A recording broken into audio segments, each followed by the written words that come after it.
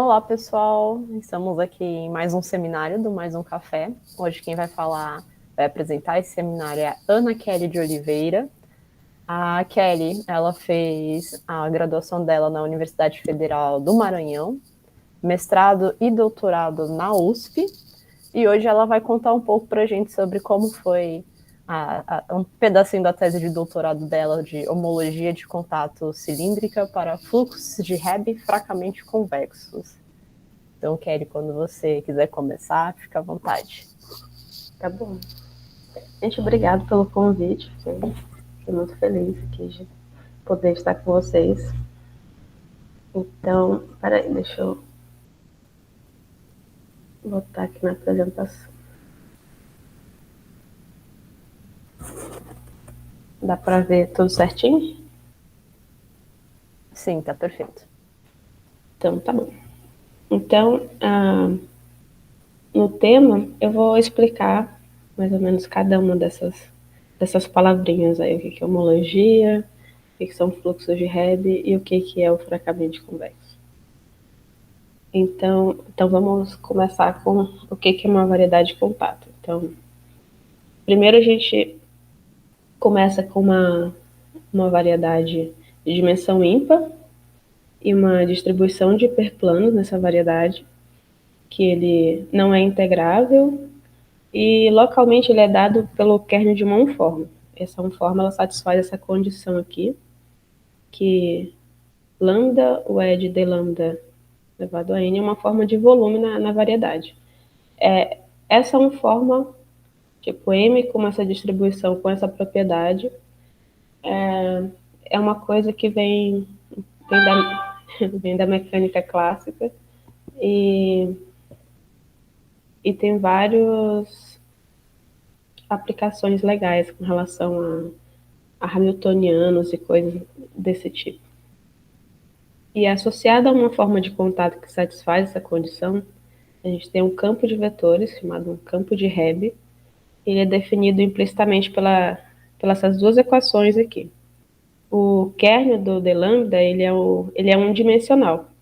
Então a gente diz que esse campo de Hebb está no kernel dessa variedade e a gente normaliza esse campo dizendo que lambda nele é 1. Aí assim ele está unicamente definido. Então a gente considera agora as soluções desse campo de Hebb e, bom, soluções periódicas em geral. E a gente, associado a essa órbita periódica, a gente tem um número chamado número de Colli-Zender. E assim, vagamente falando, ele é um número que mede o quanto essa distribuição está meio que girando em torno da órbita. É como se fosse um número de rotação quase, mas é o número de meias voltas que isso dá. Isso é um número bem importante e a gente vai dizer assim que lambda é dinamicamente convexa quando as órbitas contráteis. Esse índice ele é maior ou igual que 3. E a gente diz que ela é fracamente convexa quando toda órbita contrátil alfa tem esse índice maior ou igual que 2. No caso da minha tese, eu estudei mais as formas de contato que estão nessa categoria aqui, de fracamente convexa.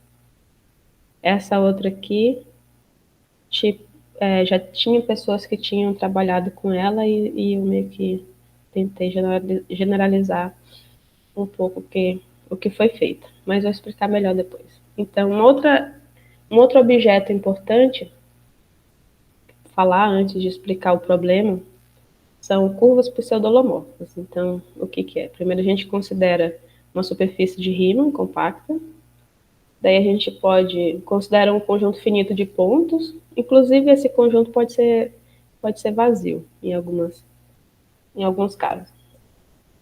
Então a gente considera uma variedade quase complexa, que é uma variedade de dimensão par, e esse J é uma aplicação que vai do fibrado tangente de W nele mesmo, e tem uma propriedade que J ao quadrado é menos a identidade. É como se fosse uma generalização do I dos números complexos. Por isso, essa denominação aqui quase complexa. Então, a gente chama uma aplicação diferenciável aqui dessa superfície de rima furada em W de curva J-holomorfa ou pseudo-holomorfa, às vezes, quando ela satisfaz essa equação aqui, que é uma generalização das equações de Cauchy-Riemann para o caso complexo. Daí, vou levar vocês um pouquinho na história do problema. Então, meio que em 78, o Einstein ele formula uma conjectura que diz o seguinte: em qualquer variedade de contato, então o campo de Hebb possui ao menos uma órbita periódica. Desde esse problema no geral ainda está aberto, mas em dimensão 3 ele foi provado por Taubes, usando umas ferramentas bem complicadas, mas ele provou no caso quando a variedade tem dimensão 3 no geral, mas isso foi mais recente. Mas em 93, o Rolf ele publica um artigo provando essa conjectura em S3, no caso em que essa estrutura de contato é o Overtwisted. É meio que você pode classificar essas estruturas de contato em duas categorias. Uma é essa, Overtwisted, e outra é Tight. Não importa mais assim, qual a característica dela no momento agora.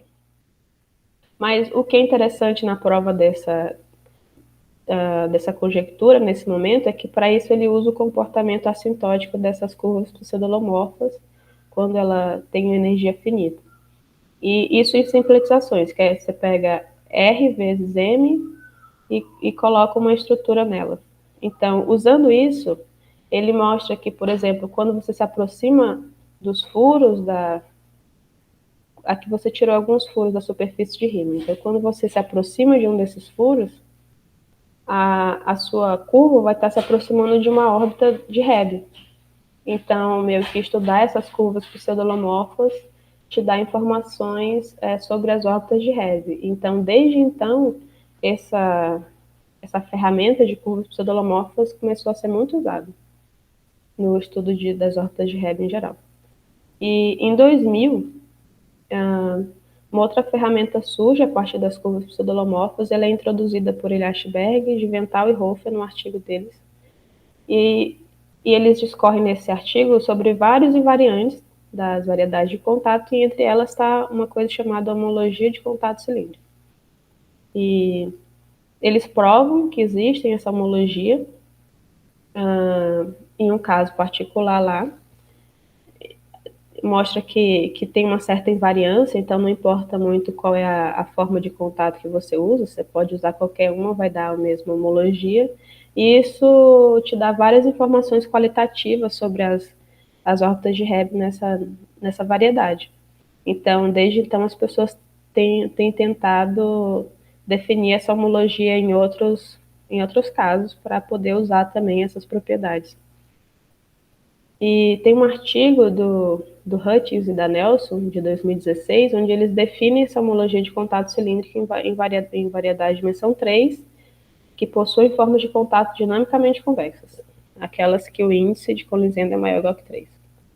E nesse artigo, além deles provarem que a homologia existe e está bem definida, eles lançaram algumas sugestões, assim, no caso que você permite que tenha órbitas de índice 2, o que poderia acontecer? E foi meio que esse artigo que inspirou o meu problema de tese. Então, eu comecei a ler ele e fui investigar o que acontece quando você permite que as órbitas de índice 2 aconteçam. Então, só para lembrar, é uma homologia, né? Então, a gente tem um complexo de cadeias graduado aqui e tem essas aplicações diferenciais.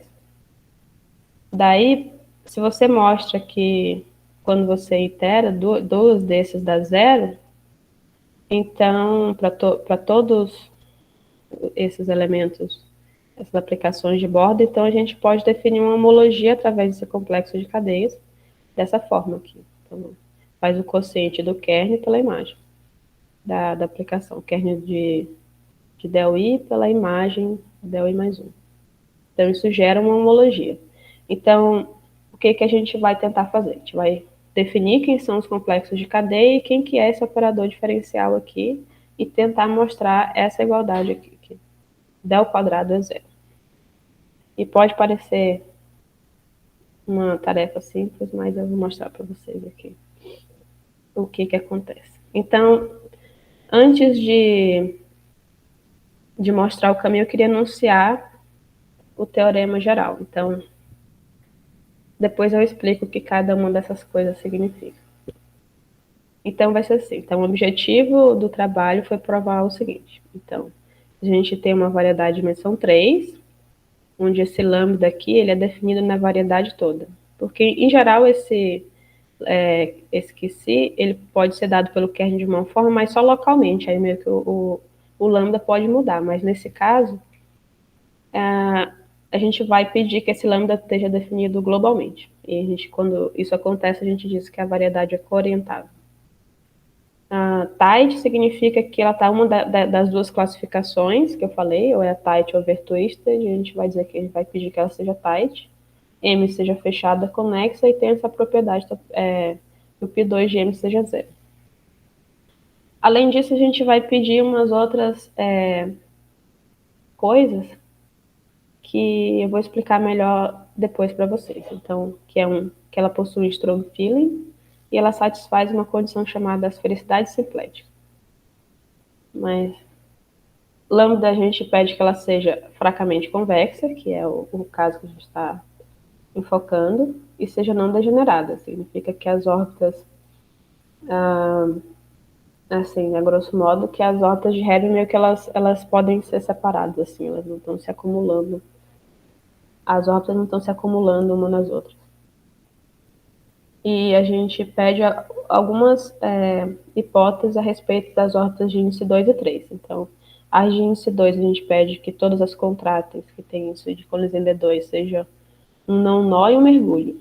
Ser não nó significa que essa órbita ela é bordo de um disco mergulhado na variedade. Então, existe um disco mergulhado onde essa órbita é o bordo e quando isso acontece, a gente diz que ela não é um nó, um não nó. E a gente pede que ela seja um mergulho também. E a de índice 3, a gente pede que ela seja um mergulho. Então, se todas essas hipóteses forem satisfeitas, a gente consegue mostrar que o del quadrado é zero.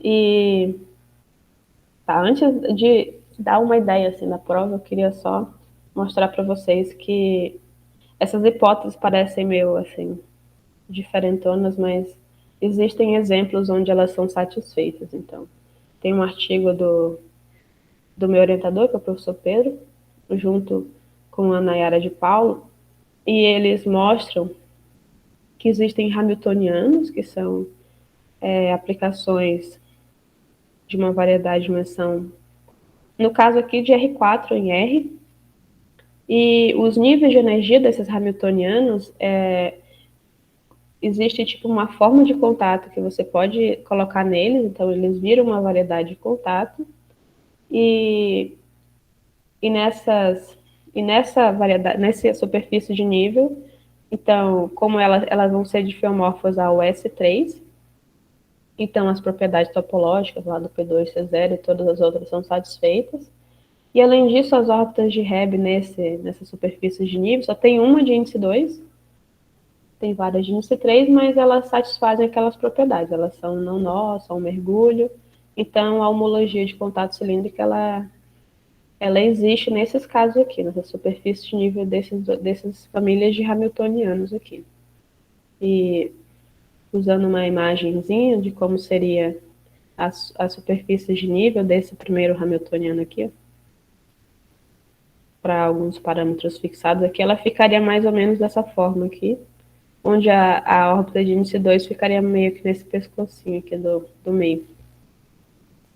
E em um outro artigo, agora de 2019, eles ainda mostraram outros duas famílias de hamiltonianos, onde todas aquelas propriedades que eu falei ainda valem para esses hamiltonianos. Então, nos curvas de nível desses hamiltonianos, a gente consegue são superfícies de contato e satisfazem todas essas propriedades, e nessas superfícies de nível a gente tem uma homologia de contato cilíndrica bem definida.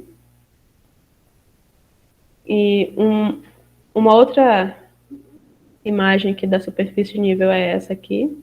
Essa aqui dá para ver que ela não é de Fiomorpha S3, mas o que é feito, eles pegam uma cópia dessa parte aqui e cola aqui do outro lado, e fica meio parecendo um 8. E essa seria a superfície de Fiomorpha S3, e a horta de índice 2 meio que está por aqui também, nessa parte pinçada. Então tá bom. Então vamos definir agora os complexos de cadeia e o operador diferencial. Então o que a gente faz? Então nós vamos denotar o conjunto de todas as órbitas periódicas do campo de Hebbe por esse d lambda aqui. E a gente vai dizer que uma órbita periódica aqui ela é dita ruim se ela for um recobrimento par de uma órbita hiperbólica negativa. Então, você pode classificar as órbitas em 3 categorias: ou ela é hiperbólica, ou hiperbólica negativa, hiperbólica positiva e elíptica.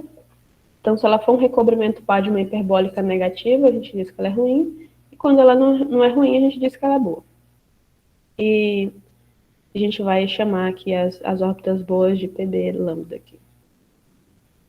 Então, no nosso complexo de cadeias, o complexo de cadeias vai ser sobre Z2 e vai ser gerado só pelas órbitas boas. A gente tira essas ruins e considera as boas. Isso porque as pessoas tendem a definir essa homologia depois sobre Z, e essas órbitas ruins, elas meio que atrapalham na orientação do complexo. É meio que por isso que a gente tira elas. E a gente pode colocar uma graduação nesse espaço vetorial da seguinte forma: a gente pega uma órbita e atribui a ela esse número, o índice de Colin-Zenda é -1. E assim a gente tem um complexo graduado. Então, na graduação aqui do I, seria o espaço vetorial sobre Z, gerado só pelas órbitas boas que tem essa graduação I. E o operador linear, o operador diferencial, né? Ele é definido dessa forma aqui. Então, entre os espaços graduados, a gente define ele, a princípio, nos geradores desse complexo, da seguinte forma. Aqui seria bom se eu pudesse desenhar, mas ela tenta imaginar aqui. Primeiro a gente considera uma órbita alfa,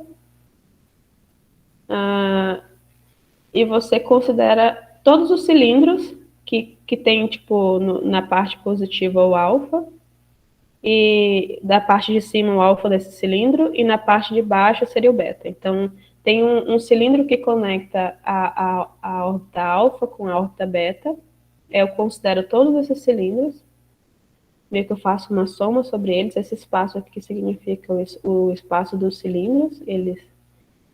Cada cilindro a gente pode dar um índice para eles. Eu vou dizer que ele tem um índice 1. E onde a órbita beta ela tem uma graduação 1 a menos. Então, o índice de Colin-Zenda é 1 a menos do que alfa. E eu considero uma soma com esses números aqui, onde esse d alfa aqui seria um número de quantas vezes eu recubro a órbita alfa, e aqui um número de quantas vezes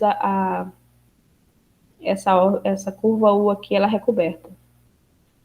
A princípio eu posso... Existe meio que uma órbita simples, assim, uma curva mais simples, onde sempre você pode decompor qualquer órbita como qualquer curva, como sendo uma órbita com uma propriedade mais simples com uma outra. Então eu considero quantas vezes eu posso recobrir ela, e aqui quantas vezes eu posso recobrir a órbita alfa. Então, com isso em mente, a gente precisa mostrar agora que o del quadrado é 0. E depois, a gente estende esse operador para o resto do complexo linearmente. Então, qual que é a ideia? Em geral, para provar que o del quadrado é 0. Então, quando a gente itera 2 vezes, vai dar uma coisa assim. E o que a gente precisa mostrar? a estratégia é mostrar que esse número aqui, ele está ligado com o número de pontos de bordo de uma variedade de dimensão 1 de cilindros de índice 2. Parece assim uma coisa meio do nada, assim, mas existe uma explicação que vem da teoria de Morse, quando você considera o fluxo gradiente de funções de Morse. Então, meio que você tem cilindros quebrados, assim, você quer reconstruir. Acho que se é um desenho vai ficar difícil explicar isso, mas tá bom. Então, o que eu preciso mostrar é o seguinte, então, que esse número está ligado com componentes de bordo de cilindros de índice 2. Então, a princípio, eu precisaria contar, ou precisaria saber, quem são os pontos de bordo dessa variedade aqui de cilindros de índice 2. Então, como é essa coisa aqui? Cada componente conexa, x é uma componente conexa. Como isso tem dimensão 1 e é uma variedade com bordo, então, quando eu conto os pontos de bordo módulo 2, né, vão ser uma quantidade par deles, porque vão ser todos difiomorfos a um segmento de reta, então isso é 0 módulo 2. Então, se eu mostrar essa igualdade aqui, daqui para cá, então está provado o negócio. Então, então, o objetivo, meio que 90% quase da tese, é só mostrar essa igualdade aqui. De que esse número está ligado com os componentes de bordo dessa variedade aqui de cilindros de índice 2.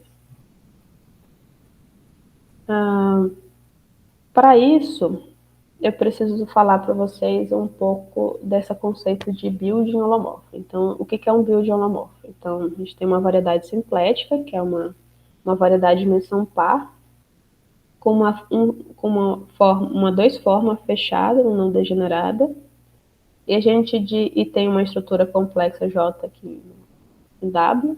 A gente diz que um building holomorfo de altura M é uma M upla que satisfaz o seguinte. Então, cada um dos níveis aqui, no caso, cada um dos VIs aqui é uma curva J holomorfa. Então, cada pedacinho aqui é uma curva J holomorfa.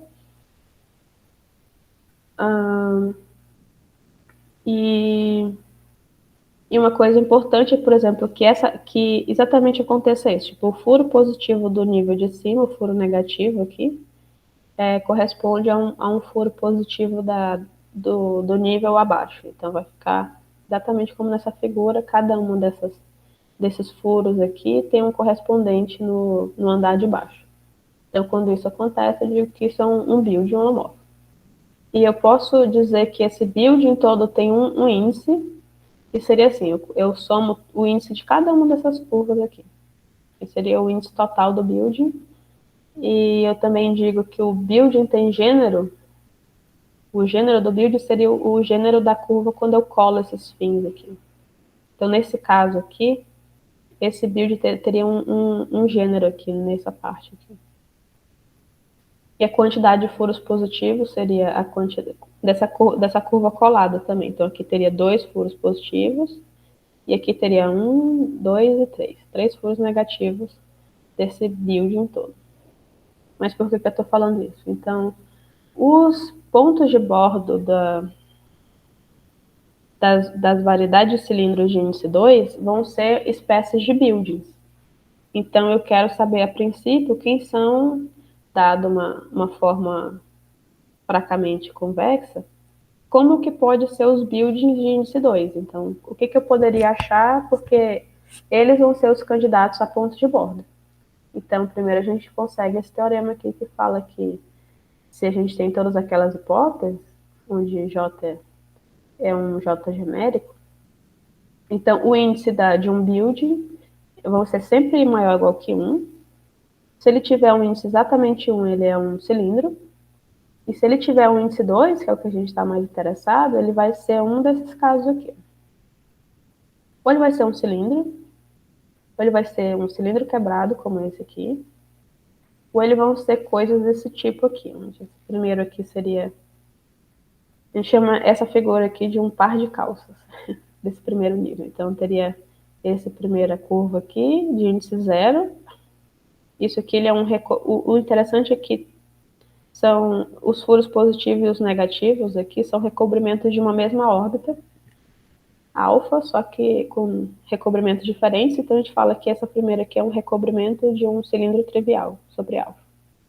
Aqui a gente tem um cilindro trivial, onde o furo positivo e o furo negativo são os mesmos, e aqui a gente teria um plano de índice 2.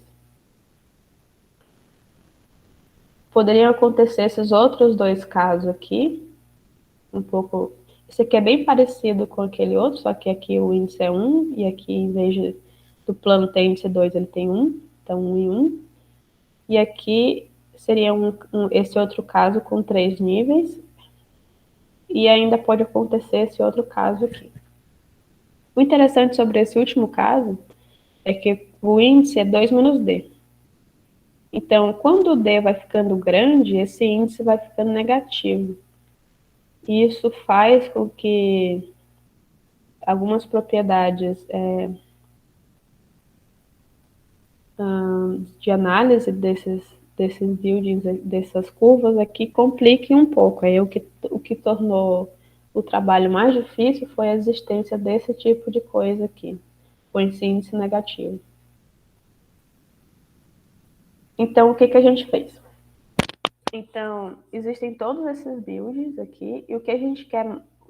O ideal seria que nos pontos de bordo da variedade de cilindros de índice 2 só existissem esses carinhas aqui, só cilindros quebrados.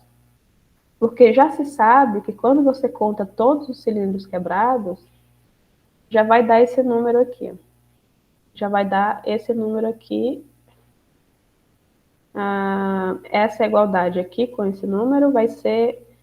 Aí, no caso, em vez esse x, seria só os cilindros quebrados. Seria a quantidade de cilindros quebrados, mas esse outro número aqui depende da componente conexa e o do d alfa 1. Então, no fundo, o que a gente precisaria mostrar, já que a gente já foram contados por outras pessoas a quantidade desses cilindros quebrados, e como já dá o número que a gente queria, o que a gente precisa fazer é mostrar que esses outros que aparecem aqui, ou tentar eliminar eles, colocar uma restrição topológica numa variedade para dizer assim, se a gente coloca tal hipótese, esse build aqui não pode ocorrer, ou na pior dos casos, a gente contar quantos desses builds aparecem e mostrar que existe um número par deles, que é isso que a gente vai fazer. Então, no artigo que inspirou meu trabalho, os autores, eles mostram que se você pede que as órbitas de índice 2 sejam um mergulho, então o que vai acontecer? Aqui, essa órbita aqui é que teria o índice 2. Não, índice 3, na verdade. Os índices 3 são mergulho. Essa órbita aqui teria índice 3. Então, o que eles mostram? Que uma sequência de cilindros de índice 2 não pode convergir para um build desse. Então, ele não vai estar no fecho dessa variedade, então ele não vai estar... esse tipo de coisa que não vai aparecer. Então, meio que a gente elimina esse caso aqui. E usando as técnicas que eles usaram para provar essa proposição deles, a gente consegue eliminar os outros dois casos aqui. Que seria esse aqui, que é... quando a gente se a gente pedir agora que as órbitas de índice 2 sejam um mergulho, então a gente consegue mostrar que esse tipo de building aqui, ele não vai estar no fecho também dos cilindros de índice 2. Então, uma sequência de cilindros não pode quebrar ou convergir para uma coisa desse tipo aqui. Então, esse caso aqui seria eliminado lá na nossa contagem. Então, naquele outro teorema, no teorema A que eu mostrei para vocês, aparece uma coisa desse tipo aqui, mas se a gente pedir que as órbitas de índice 2 sejam um mergulho, então esse D2 aqui vai ser 1, aqui vai ser 1, e esse caso vai ficar igual esse aqui do lema, então uma sequência de cilindros não pode quebrar numa coisa dessa. Então esse caso aqui estaria eliminado. E ainda a gente pode eliminar um terceiro ainda. Então a gente mostra que esse tipo de building aqui também, onde o alfa aqui seria uma curva simples, não existe também uma sequência de cilindros que converge para algo desse tipo aqui também. Então, o que aparece lá no teorema A é algo desse tipo. Então, essa órbita aqui ela vai ter índice 3.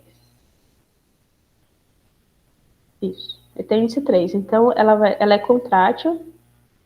Então, ela é um mergulho. Então, esse D2 aqui vai ser 1, aqui 1. Então, essa figura aqui vai ficar igual desse lema.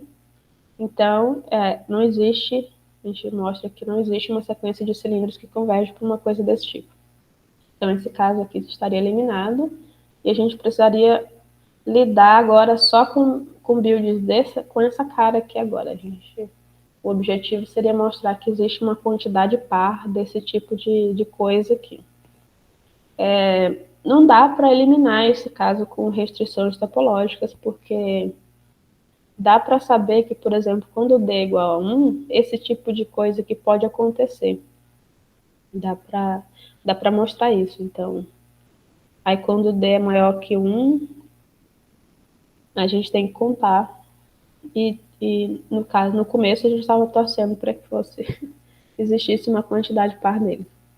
Mas dá para mostrar isso. E para mostrar que existe uma quantidade par desse tipo de coisa aqui, o que é preciso fazer é uma coisa chamada gluing.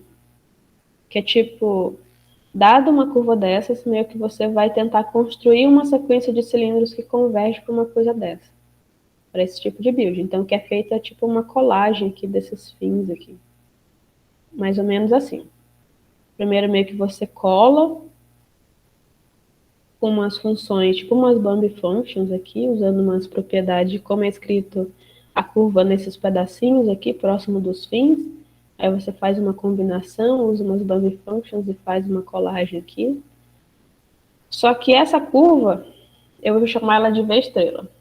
Ela não é uma curva pseudolomorfa. Então, meio que aqui ela tem essa propriedade, mas nessa partezinha aqui que eu colei, ela não precisa ser uma variedade. Ou uma variedade não, uma curva pseudolomorfa. Então, o que é feito? Eu pego seções aqui do fibrado normal dessas variedades e uso isso para definir essa aplicação aqui, que é exponencial do V-estrela com relação a essas seções aqui, onde essas betas são Bump Functions. Então, por exemplo, a beta 1, ela vai ser 1 nessa parte aqui, e aqui ela vai tendendo para 0. Para que essas seções fiquem definidas em toda a curva. Então, o que é feito? Eu preciso achar agora seções, φ1 e φ2is aqui, que fazem com que essa curva U seja uma curva pseudolomorfa. Então, eu digo que essa curva aqui é colável quando essa U é uma curva pseudolomorfa. Então, o que acontece? Dá para mostrar que existem seções φ1 e φ2is que fazem com que essa curva seja quase pseudolomorfa, exceto por um pedacinho. Esse pedacinho, bom, a complicação desse pedacinho, que ela é quase pseudolomorfa, é porque essa primeira curva aqui ela tem um índice negativo, isso atrapalha essa conta aqui. Mas o que a gente pode dizer? Que se existir, então aqui é onde começa as outras hipóteses mais diferentes lá. Então, eu posso provar o seguinte. Então, se existir a menos de translação, só 2 planos que se aproximam de α3. Aqui, vamos imaginar que o α3, então, tem um plano se aproximando numa direção e um outro plano se aproximando na direção oposta. Se existir apenas um em cada direção, então eu consigo mostrar que existe uma quantidade de duplas de planos aqui na parte baixa. Essa parte aqui significa que são planos que têm um furo positivo em α3, não tem furos negativos. E de forma que essa curva aqui ela é colável. Então, eu digo que V1, V2 é colável quando essa curva U é uma curva pseudolomorfa. Então, nessas condições, quando existir somente um plano aqui, então existe uma quantidade par de planos que fazem com que essa curva V1, V2 seja colável. Então tá, então o que Então, a gente precisaria mostrar que existe só esses dois planos. Então, é o que tem o próximo. Daí onde entra a questão dos feelings aqui. Então, o que é um feeling?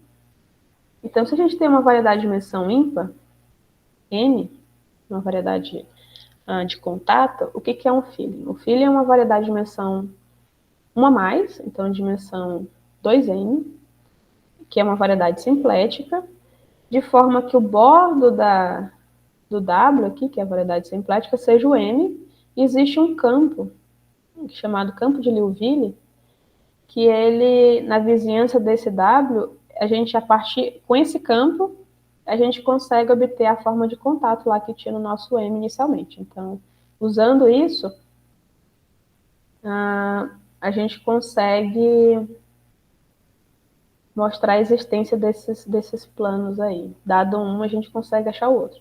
Então, a gente diz também que W ela satisfaz a condição de asfericidade simplética se ela satisfaz essa propriedade aqui. E para todo F, uma aplicação suave de S2 em M, essa integral aqui é zero.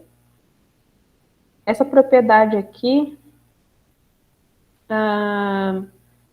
é porque, assim, como é que a gente vai mostrar que existe esses planos? Eu vou pegar um plano em M, aí eu vou deformar ele para dentro desse feeling. Eu vou fazer tipo uma família de planos dentro do feeling. E eu quero mostrar que quando eu pego essa sequência lá dentro, ela não vai, tipo, vai convergir para uma coisa que tem umas bolinhas, assim, tipo uns S2 grudados no plano. E isso, se eu tiver essa condição aqui, elimina esse tipo de coisa. Então, a partir disso, a gente consegue o seguinte. Então, se a gente supõe que M é um strong feeling, que satisfaz essa condição de asfericidade simplética e pede que todas as órbitas de índice 2 sejam um não-nó, a gente consegue dizer que ou não existe nenhum plano de índice 1, com fim positivo em alfa, ou existem, a menos de translação, somente dois, e eles se aproximam por direções opostas, que é o que a gente queria. Se não existe nenhum, ótimo, que aí significa que é aquele building que a gente que é meio problemático, ele não existe, então a gente não precisa se preocupar com ele, ou no pior dos casos, a gente consegue mostrar agora que existem, juntando esse teorema com o outro, mostrar que existe uma quantidade par deles. Então, voltando aqui para o nosso problema, então, uma outra coisa que a gente precisaria mostrar é que esse operador está bem definido. Mas é verdade que existe uma quantidade finita de betas com essa propriedade aqui, e existe uma quantidade finita de U's aqui também. Então, essa soma é finita, então está tudo certo. Então, juntando tudo isso, a gente consegue mostrar que existe uma quantidade par de buildings desse tipo aqui.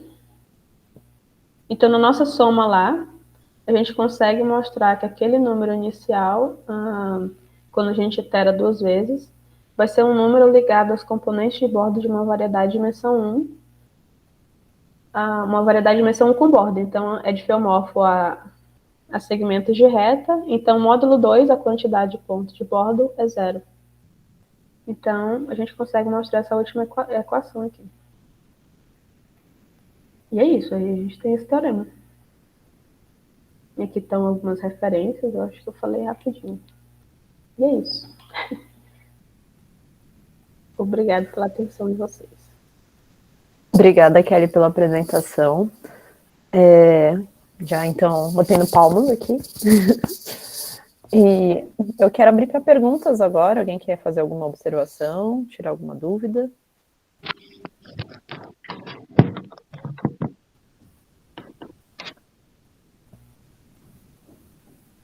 Senão eu vou fazer uma pergunta, então, primeiro. Assim, você está trabalhando com esses casos que você estava generalizando um pouco algumas coisas, né? Então, você está fazendo casos maiores iguais que 2, né?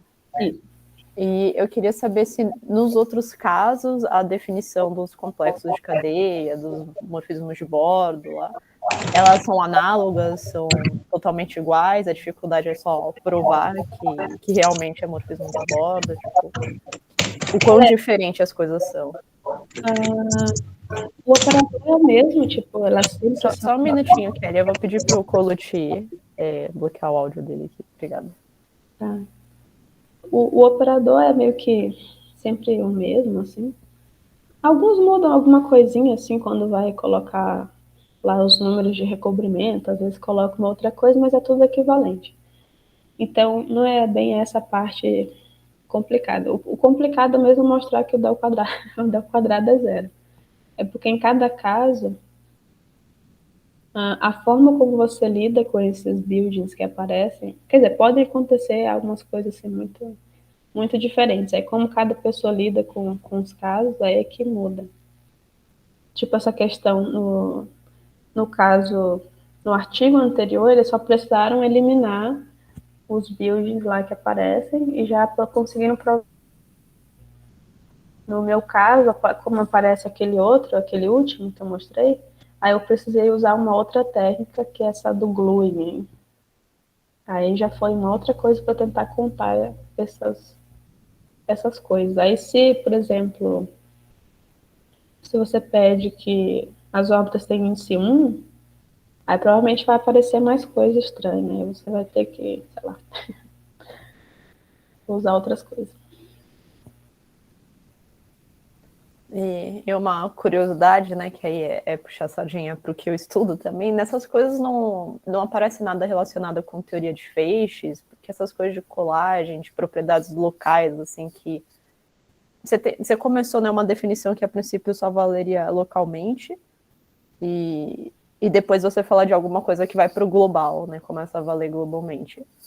E isso me lembra muito meio que o papel de feixes faz, assim, né? Não sei se talvez você não esteja acostumada com isso, mas feixes tem esse papel de detectar coisas que valem só localmente, mas que quando você vai fazer a colagem, você vê que ainda vale globalmente também. Não sei se em algum momento você cruzou com o termo, pelo menos. Não, não usei, mas talvez, quem sabe. Por exemplo, uma das coisas que impedem que essa homologia seja definida para qualquer variedade de dimensão 3 é que eu acredito que para fazer uma coisa assim você precisaria de uma teoria de glue em geral, assim, porque o que acontece é que cada pessoa que vai tentar provar e pega, aí chega numa parte de uns builds diferentões, aí eles vão falar, eu vou ter que grudar essas coisas, não tem teoria para isso, aí a pessoa senta lá e vai tentar colar esse negócio lá. Mas aí não tem uma teoria global, assim, falar, dado tais coisas, então esse negócio é colável. Então é meio que essa é a dificuldade. Então, se os feixes ajudar nessa parte, seria sucesso. A minha intuição de que não sabe quase, não entende, assim, não sabe o que você faz, né? Eu diria assim, parece que é só provar se o negócio é feixe. É? Só, né? Entre aspas. Mas deve ser uma conta difícil também. Mas, enfim, se alguém quiser fazer algum outro comentário também.